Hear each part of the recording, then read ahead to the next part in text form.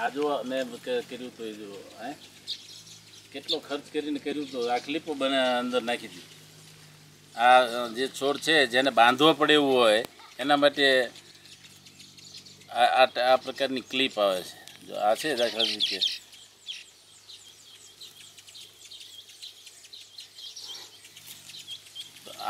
આની અંદર છોડને મૂકી દેવાનો. આ છે આને આમ છોડમાં મૂકી દો એટલે છોડ પડે નહીં. આ રીતે બાંધી અને એને ટેકો આપી દેવાનો આનો.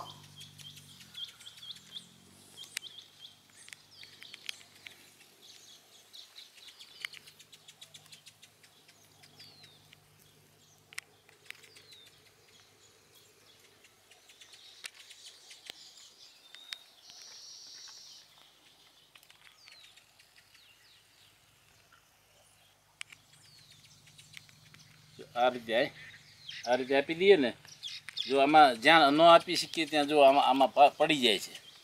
છોડ મોટો થાય તો નીચે પડી જાય. આવી રીતે આપેલો હોય તો છેક સુધી એના ફ્રૂટ્સ ફ્રૂટિંગ બધું બહુ સરસ થાય. ઓલા ગ્રીન હાઉસમાં હતા ને આખું એ પ્રમાણે બોલી જાવ. નેટ હાઉસ 9-10માં તમે કર્યું છે. આ નેટ હાઉસ 2009-10માં કર્યું.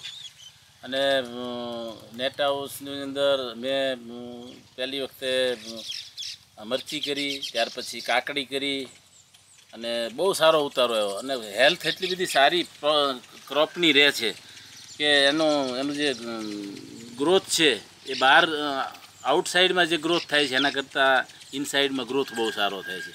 અને જે જંતુઓ રોગ એનાથી પણ આપણે મુક્ત રાખી શકીએ. નેટ હોવાને કારણે ચારે બાજુ પેક થઈ જાય અને પેક થઈ જવાને કારણે બહારના ફૂદા આવે નહીં અને અહીંયા ઈંડા મૂકે નહીં તો ઈયળો પણ ન થાય. એ રીતે સરસ રીતે ક્રોપને કન્ડિશન સારી રહે છે, ઉતારો પણ સારો આવે. તમને મળેલી સહાય? મને 2009-10માં મેં આ કર્યું અને એની સહાય મળેલી છે. અને હું 5 વર્ષ સુધી આને બરાબર મારે સાચવવાની મારી જવાબદારી છે. કોઈ પણ માણસો આવે, આપણા અધિકારીઓ આવે, ખેતીવાડી ખાતાના આવે, ખેડૂતો આવે તો હું એને બધું બતાવું છું અને કહું છું કે આ રીતે સહાય મળેલી છે અને આ રીતે આ કામ થયેલું છે. ઓકે, આજ થોડી મોકો મળી ગયો છે. જૂને આવી ગયા હું હાજર હતો.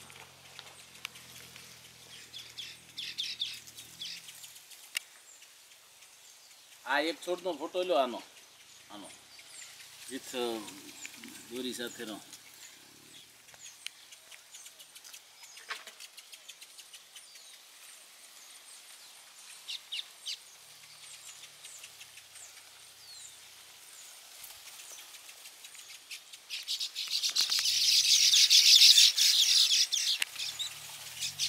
છોડને બાંધવાનો નહીં પણ આ ક્લિપમાં ગોઠવવાનો.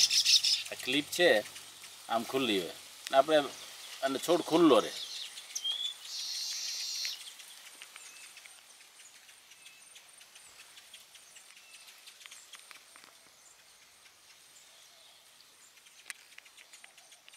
કાકડિયામાં મેં કરેલી નનહેમની અને 37,000નું બી, 37,000 રૂપિયાનું બી વાવ્યું તો આમાં અને એમાં બંનેમાં થયેલું.